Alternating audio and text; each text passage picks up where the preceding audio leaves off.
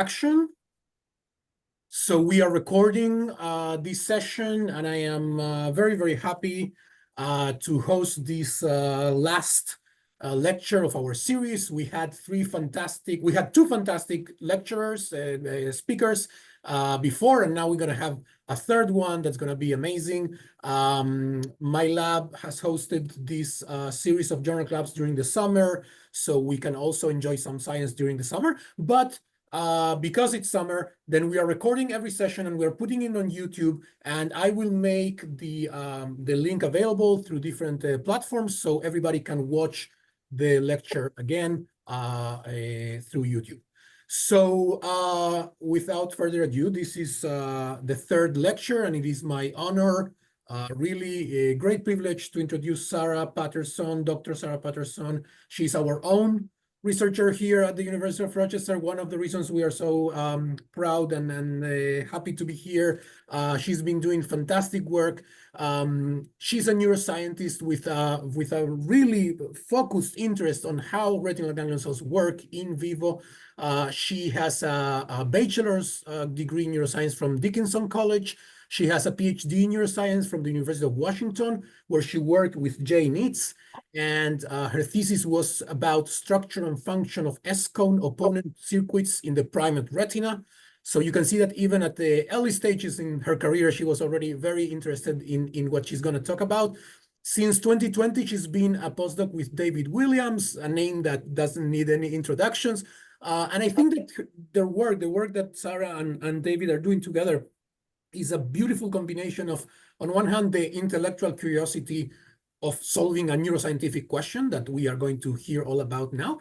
But the second element, which is no less important, is this amazing technology of being able to look at a retinal circuit in vivo in a monkey, in a non-human primate, while the monkey is totally alive in a non-invasive way. That is a tool that is just fantastic. Is one of the things that we are known for here in Rochester, one of the leading places in the world when it comes to adaptive optics and retinal physiology and retinal research.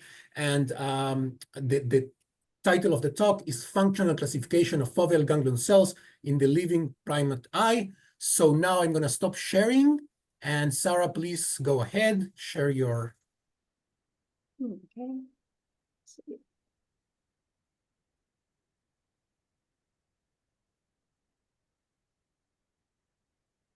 Great.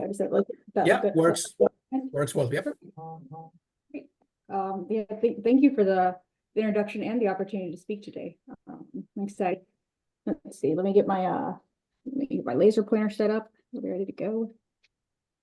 Okay, so today I'm going to tell you guys a little bit about some of my recent efforts to understand the full diversity of primate foveal ganglion cells. And for today's talk, I thought instead of dragging you guys through all the different functional groups that we found, I thought I'd focus on just a few and tell you about a subset that we're excited about that have different types of cone opponency. That is, these are ganglion cells that encode some sort of information about the wavelength of incoming light by comparing different cone types. But before I get started there, I want to first cover the bigger picture question I aim to address by studying the diversity and complexity of primate retinal circuitry.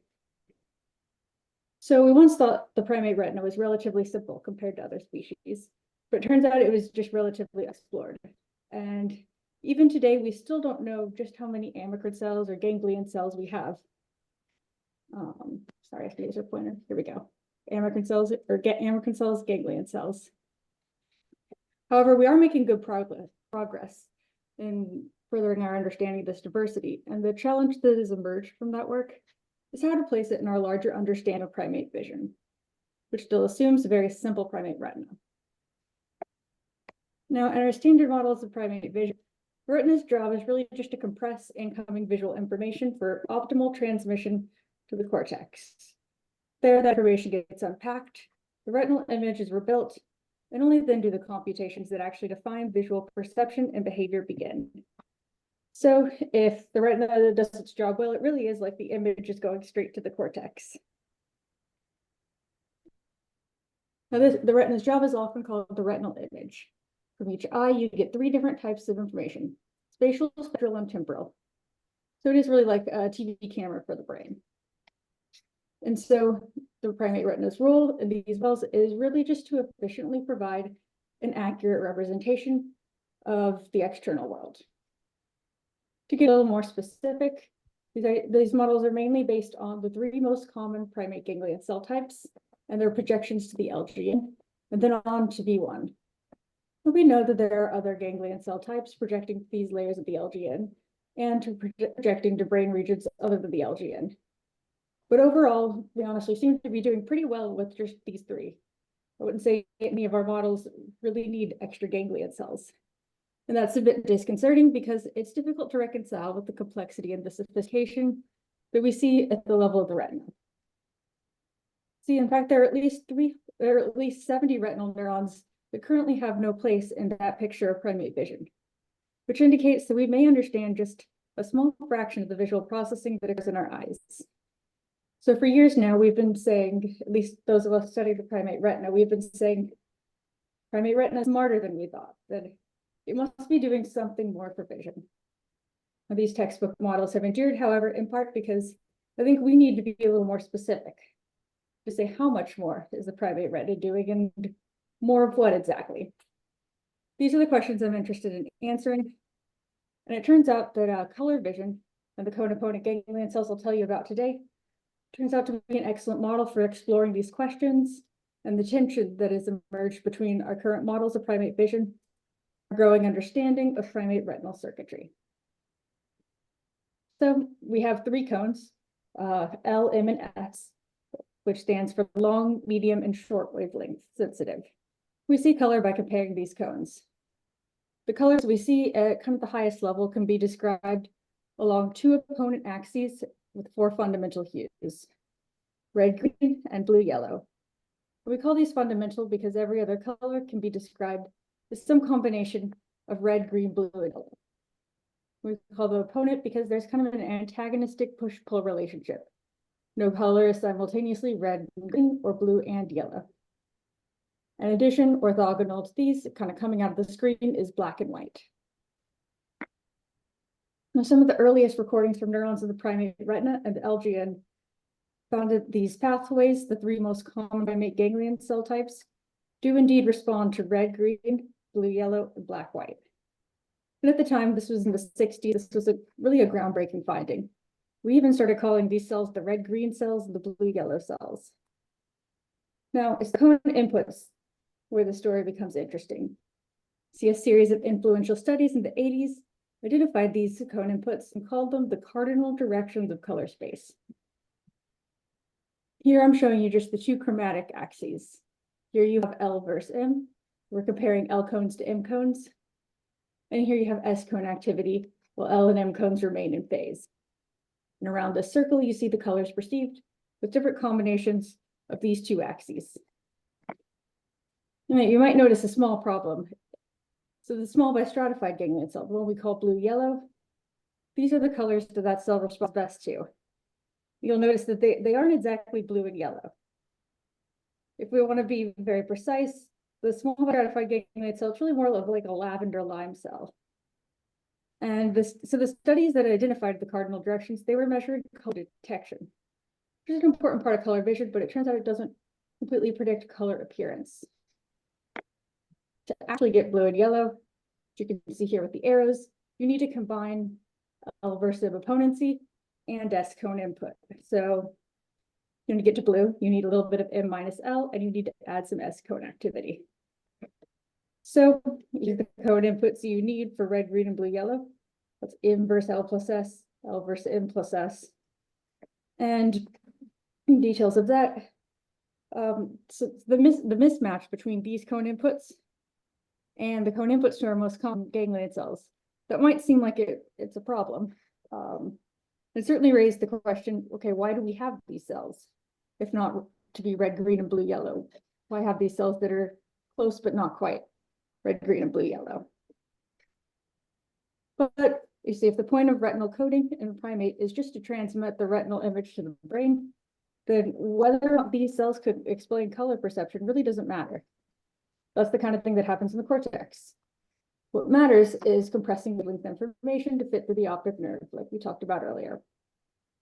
Now, this way of thinking was heavily influenced by Barlow's redundancy reduction hypothesis and the idea of compact coding. The theoretical work that followed had two main results. First, that the cone inputs, these three ganglion cells, the cardinal directions of color space, they're near optimal for compressing wavelength information because they're orthogonal. And second, these three ganglion cells are sufficient. That is, there are three cones, so 3 degrees of freedom. As far as wavelength information is concerned, there's really no reason to have an additional code-opponent cell type. It would just be carrying redundant spectral information. So the dominant color vision models today propose the outputs of these cells and these cells combine the cortex somehow, and you get cells that have the code inputs that can explain red, green, and blue, yellow. But even in the early work to establish the cardinal directions, there is evidence for greater diversity. Now, this is from a classic paper that really established the cardinal axes and their relationship with the most common primate ganglion cells and their algae projections. If you haven't seen it before, you can just kind of follow the color coding. You have L cone responses on the x-axis, M cone responses on the y-axis. The closer a point is to the center, the more S cone input it has. So here are your mid-ganglion cells here and here, and then you have your S on and S off cells over here. And pairs cells aren't shown, but they would be somewhere around here and here. And then you also have these orange cells. These cells have both L versum opponency and S cone input.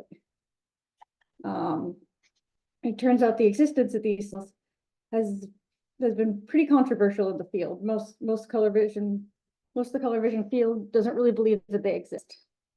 You see, because they have the L versum opponency and the S cone input, they have the potential to at least correlate that with the red, green, and blue, yellow, and the cells we did name red, green, and blue, yellow. Of course, correlation, it's not causation, but you can still see why these are unpopular, especially as we kind of based the theoretical underpinnings of our color vision models, so we weren't supposed to have additional cone opponent cell types. However, these cells have a habit of showing up in large-scale surveys of cone opponency in the retina and the LGN. You can see a few examples here. Most recently, Tyler Godat, a PhD student, David Williams' lab, who graduated maybe 2 years ago now, he performed such a survey. And sure enough, he found some of these cells that have both L versum opponency and S cone input. One's in orange. We decided to follow up on it because we had a new technique that was well suited to this question of whether these cells actually do exist in the primate fovea. And this is the ability to image the responses of foveal ganglion cells in the living eye. In our work, it is done in macaques, an old world primate with visual systems comparable to our own.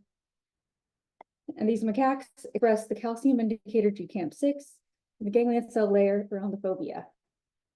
And we achieve this through intravitreal injections of viral vector. And then we have a fluorescence adaptive optic scanning laser ophthalmoscope, which provides the cellular resolution needed to look into the eye by detecting and correcting for the eye's optical aberrations in real time. It's really just it's a confocal microscope kind of with the adaptive optics as well. So when we do look into the monkey's eye, here's what it looks like. What you're seeing are the cone photoreceptors, and right here you have the fovea, this where the cones get denser. So we image the cone mosaic primarily to navigate around the eye, and also for eye tracking, which we use online to stabilize stimuli, offline to register our videos. Now, then we also have fluorescence imaging of the ganglion cell layer, where the GCAMP6 expression is. And the natural advantage of the fovea's topography is that the inputs to these cells are actually way over here, far away from our very bright 488 nanometer imaging light. And this is where we provide visual stimuli to the cones. So altogether, this approach, it allows us to non-invasively measure the response properties of foveal ganglion cells in vivo. And there are three main advantages that make it a great technique for studying cone opponent ganglion cells and neurons that may potentially contribute to color perception. First, we have access to the fovea. It's a highly specialized region of the primate retina.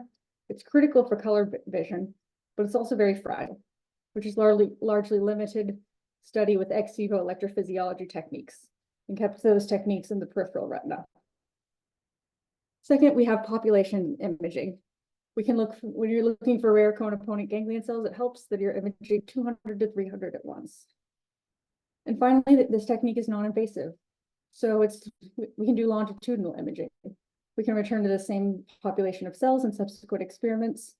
And this helps us really ensure that their responses are reliable, increase confidence in some of these rare cell types. Now, our goal was to perform a very simple classification based really on two questions. For each cone type, does the neuron respond significantly? That is, does it have significant L versus M opponency? Does it have significant S cone input? And then for each significant response, what's the sign? Is it on or is it off? So this is very simple, but we really wanted to do this in a way that maximized confidence. So if we did find evidence for these controversial cells, we could be convincing. So our stimuli were spatially uniform and modulated sinusoidally in time. For the first macaque, we used an achromatic, an isoluminant, and an S-cone isolating stimulus. So basically the cardinal color directions. For the second two macaques, we wanted a little more information. So we switched out the isoluminant L versus M stimulus for individually L and M cone isolating stimuli. Now the temporal frequency, I do want to point out, is quite slow. This enabled Fourier analysis with the slow calcium indicator. Cone opponent responses in the retina have low pass temporal tuning, so while definitely not ideal, it did work out. And so what we did was we analyzed the amplitude and phase of the cell's response to each sinusoidally modulated stimulus. So the amplitude on its own tells us about the strength of the response. However, what we really wanted for these questions was kind of an objective yes or no. Is this response significant or is it not? So we computed the amplitude as a signal to noise ratio, where the noise was estimated from a region of high temporal frequencies where we didn't expect responses. This allows us to express the amplitudes in standard deviations above noise. And it allows us to come up with a very stringent significance cutoff of 2 standard deviations, which we calculated by using our control stimulus that had no sinusoidal modulations. So this is how we figured out whether cells did have significant responses to a stimulus. You'll notice we did have a lot of non-responsive cells. This is mainly, I think, because of the low temporal frequency. Many of these achromatic magnocellular projecting cells are probably not going to respond super well to this. But, oh yeah, and then one last thing, we also wanted to make sure that our responses were reliable. That is, if the cell has a significant response to an S-cone stimulus 1 week, we want to see that in the next week too. If a cell, we averaged everything over each experiment, but if a cell had a significant response in one experiment, but not another, we tossed it. And so about 78% of our initial 486 regions of interest passed all these checks. Those are the cells I'll show you. I'm going to plot the data. I'll plot with L versus M opponency here and S-cone responses on the y-axis. These gray dashed lines, these are our significant cutoff of 2 standard deviations. And they define the boundaries of the cardinal axes. So a response within these horizontal dashed lines, that has significant L versus M opponency, but no significant S-cone response. Vice versa for neurons within these vertical dashed lines.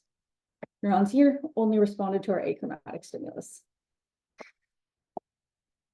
And so, as you might expect, found a lot of cells that fell along the cardinal axes. For L versus M in green, S on, S off here blue, and then our achromatic cells. And we also found these cells. They have both significant L versus M opponency and S-cone input. I'm going to call them non-cardinal cells simply because they're not located on the cardinal axes. So these neurons, they were rare, but their rarity wasn't immediately disqualifying. For comparison, anatomical estimates place the small bistratified, what we call the blue-yellow ganglion cell, at about 1 to 2%. And so we also employed a range of qualitative and quantitative approaches for confirming the optical isolation of these cells. That is, we wanted to confirm that each of these is one rare cell and not two cells with common cone opponency right on top of each other. You know, one with S cone input, one with L versus M opponency.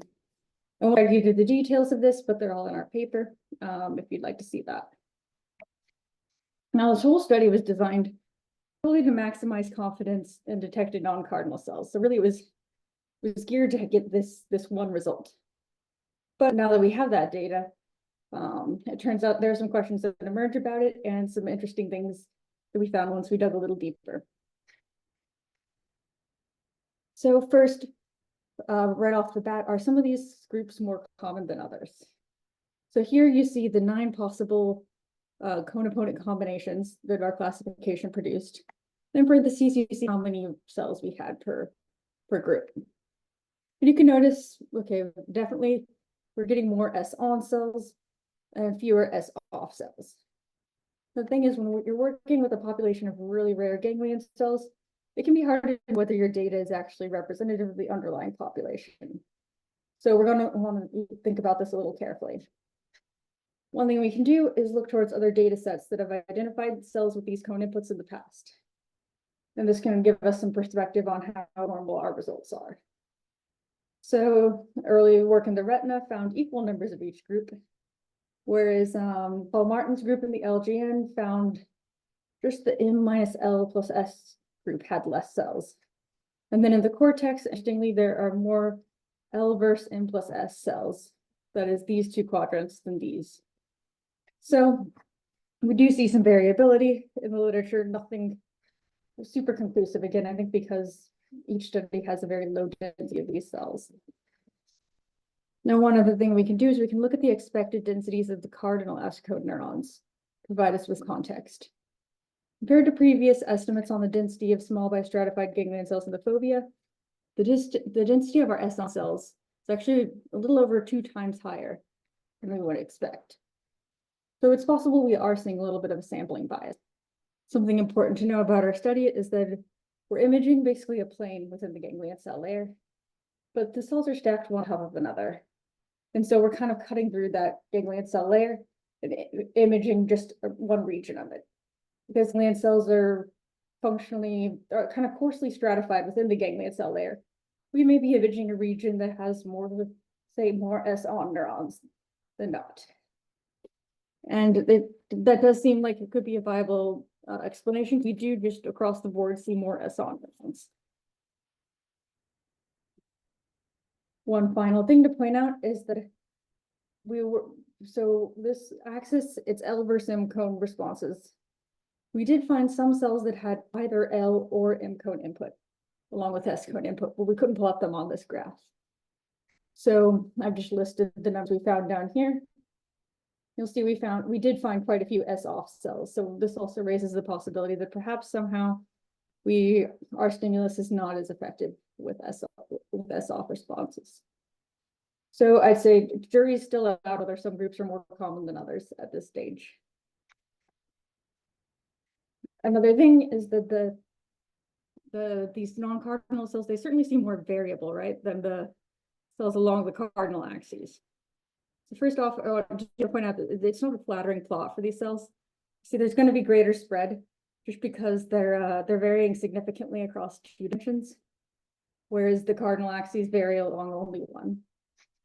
And you can see similar variability when the L versus M responses are plotted in 2 dimensions instead of 1. And in fact, this actually captures only some of the variability. Midget ganglion cells receptive fields, they have, in the fovea, they have just a single L or M code in the center. Here I'm showing you L codes in our midget ganglion cells. And then there's a kind of a random assortment of L and M codes in the surround. So this means the midget ganglion cells, you know, we talk about them as being very strongly spectrally opponent, but in reality, they're varying kind of continuously from spectrally opponent to completely achromatic. So in fact, most of the cells pictured here were consistent with midget ganglion cells. For example, an L cone center midget ganglion cell with very few M cones in the surround, probably going to respond to our L cone isolated stimulus, but it may not reach our pretty stringent SNR cutoff on the M cone isolating stimulus. So that explains some L cone only and M cone only cells. And then some of these more achromatic ganglion cells fell probably below the SNR cutoff for the L or M cone stimuli, but did respond well to the achromatic stimulus simply because the contrast was 3 times as high as our cone isolating stimuli. And so while the existence of these cells is probably the most surprising result, I think it's the heterogeneity we see in these midget ganglion cells is also worth emphasizing. Most of our color vision models typically think about midget ganglion cells as having this very strong spectral opponency.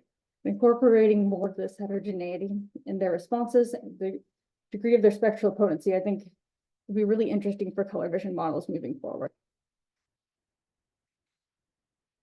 Okay, final question is probably the most obvious, which is which cell type are these non-cardinal cells? And the long story short is we don't know. But if I had to make an educated guess, I'd say that they're probably midget ganglion cells. See, apart from the S-cone response, these are totally indistinguishable from the L versus M midget ganglion cells, which are currently our only known L versus M neuron.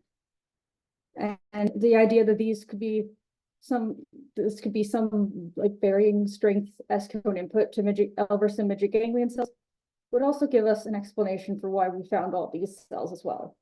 If that L versus M input is varying, and we have some S-cone input as well, we would expect to find cells like these. But that's just some speculation. It is worth pointing out that this wouldn't be the first time we've encountered kind of unexpected subtype diversity in the midget ganglion cell population. The S-off midget ganglion cells pictured here, at some point it became quite controversial. It actually took a lot of replication for everyone to get on the same page about, okay, we do have the S-off midget ganglion cells. So it's not completely out of the realm possibility that we have more spectral subtypes. So wrap up, we don't really know for sure whether these non-cardinal cells contribute to color vision or not, but regardless, they're kind of an extreme example of a very general problem with these rare primate ganglion cells. We based our understanding of primate vision on the 3 most common ganglion cells. So every new type we find has the potential to be very inconvenient.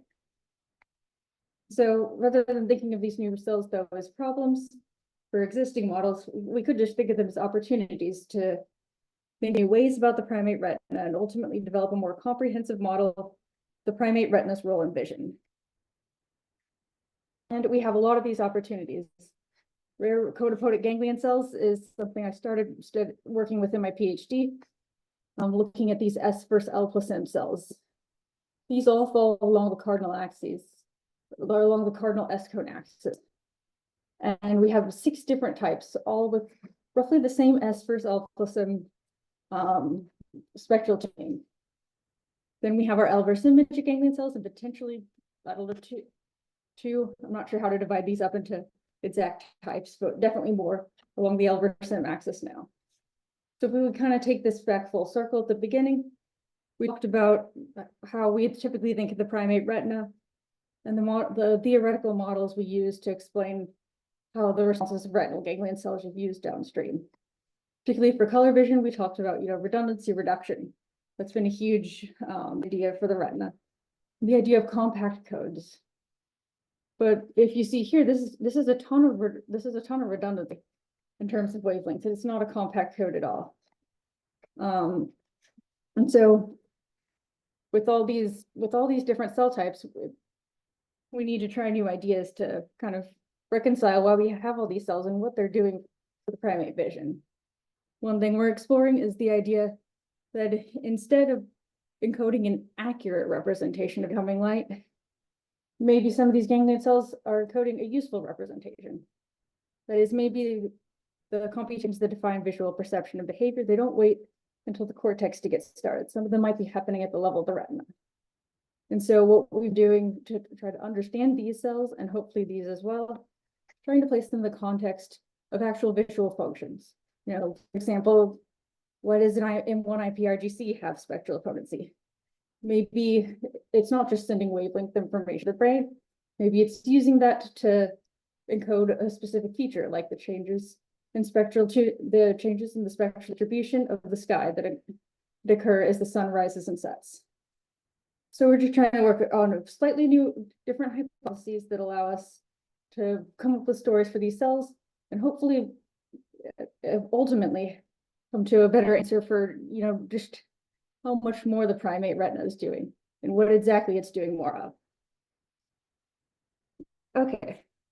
And with that, I want to just thank all of my colleagues in ARIA, the Advanced Retinal Imaging Alliance. I want to specifically mention Tyler Godat, who really got this cone-opponent ganglion cell classification started during his PhD. And Kendall Kohut also helped enormously with this.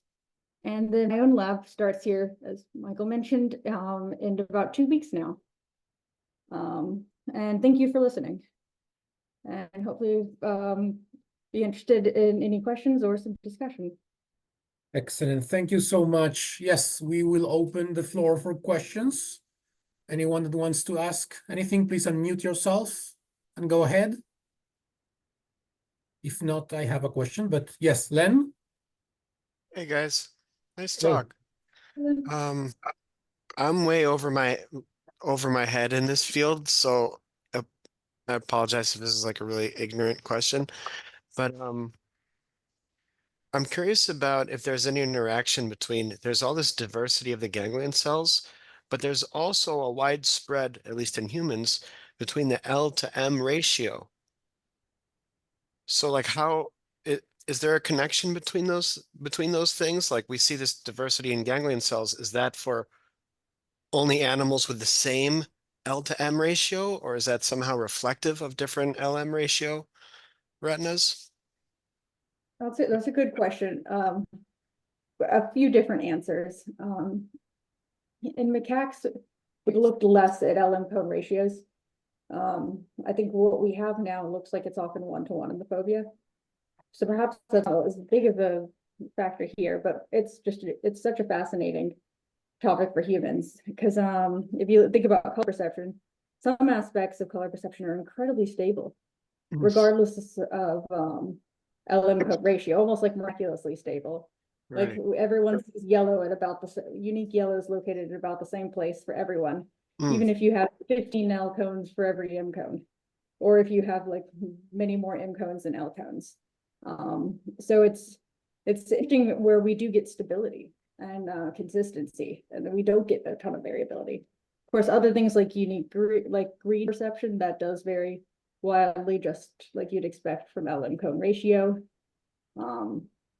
I think it's something we really haven't looked too deeply into when we talk about how the brain extracts information out, spatial vision and color vision from midget ganglion cells. It's just exactly how we deal not only with the diversity between midget ganglion cells with one person's eye, but like how we can get consistent percepts when that LM cone ratio is also varying widely across eyes. Yeah, I don't have a ton of answers to that, but I think it's a really exciting area. Here's another ignorant question. Is it known how the like SLM ratios vary in one eye across the full field of view? I'm pretty sure there's for a long time there is indirect evidence that there are more L cones in the periphery. I'm pretty sure that's been shown to be convincingly in recent years. That it has been shown convincingly. Yeah, I mean, I think it was always kind of convincing, but it's now been shown with lots of different methods. Okay. And also looking at how that arises in development. So I think, yeah, we're pretty certain more L cones in the periphery now. Okay, yeah, thanks for how that actually how the retina uses all that information and changes with eccentricity. That too, really interesting, not really been looked at a ton.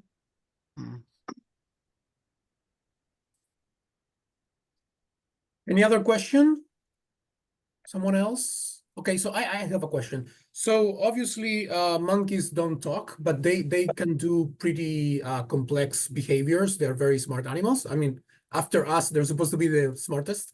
So So is there a way of combining the GCamp imaging with adaptive optics and at the same time some type of behavioral assay that approximates a psychophysic approach in humans, that we can confirm that the monkey is really seeing what we think the signal is? I think that it's going to be hard. It's something the lab has been working towards since I joined, really. The idea that one could just say stimulate optogenetically one of these ganglion cells that's been previously classified. I then somehow asked the monkey what they saw, with maybe a 2-forced alternative trace cast, like was it red or was it green? Limitation wise, there's a lot to overcome, but the lab has been working towards it. We need, right now we're imaging anesthetized and paralyzed macaques. And so we have very minimal eye motion. We can image for long periods of time, whereas like doing this in an awake behaving macaque is a whole new area for us. Definitely some hurdles to jump over. My interest is more in the non-image forming visual functions. Especially, I just think it's fascinating. Color vision can be used for something, potentially used for something totally different than color perception. And so where I'm looking towards is making more causal manipulations in terms of using viral vectors to say like ablate a specific cell or a group of cell types projecting to a certain region. And having already classified and learned about responses using this technique, come up with hypotheses about what they might be doing in vision, make sure the responses are consistent with that, and then go and do these more causal manipulations and look at behavior. Potentially, not even with adaptive optics image, but hopefully getting those two to be merged together.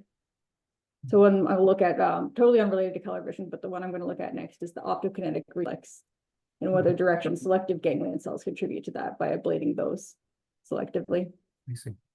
Oh, interesting. Okay, actually, that was going to be my second question, because I saw that you are using an NAV that has a CAG promoter to transduce GCamp into the ganglion cells. So one question that always bothers me with that is how do we know that we are looking at ganglion cells only and not, for example, amacrine cells or bipolar cells that might also, CAG is a promoter that is expressed in almost every cell that you put it into. So how does that work? Well, the good thing is since we're on the foveal slope, neurons are like, you can take the stratification of the retina and kind of stretch it out horizontally. So bipolar cells are located in a totally different length. They're located closer to the center of the fovea. So we can at least know we're not getting those and the displaced amacrine, or the regularly placed amacrine cells. Displaced amacrine cells, we certainly do get some. I think it's I've seen estimates range between 1% to 3% of the foveal ganglion cell layer. Luckily, we're in a good place to be using the CAG promoter. There's not a lot of displaced amacrine cells here. We do run into what I suspect displaced amacrine cells, and within that 1% to 2%, we've got an incredible diversity of types. So in my larger functional classification, a lot of my interesting like INs of 1 and 2 that don't often make it into the presentation, those are my top candidates for being displaced amacrine cells. We also know they're located closer to the inner retina. And so again, we can look at the ganglion cells that are located, if the fovea is over here, we're looking at the ganglion cells right here on the foveal slope. Those may not be ganglion cells. Once we get further back, we're a little more confident. So we know that, and there's been quite a bit of work relevant to this one presentation. There's been quite a lot of work to see whether any amacrine cells do have that L-versim potency, and nothing's come up positive for amacrine cells with L-versim potency. So we feel pretty confident that these non-cardinal cells aren't displaced amacrine cells.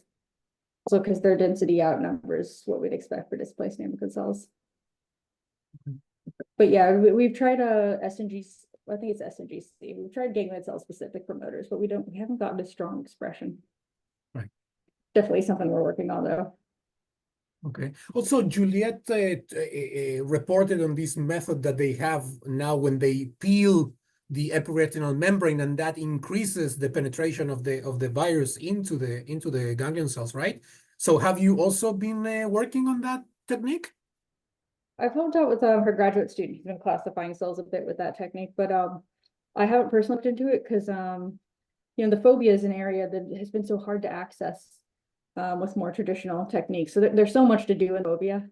Right. I haven't really felt the need to go out to the periphery, particularly since you know, we've got this compound where it's one photon imaging, so we've got a bright 488 nanometer light.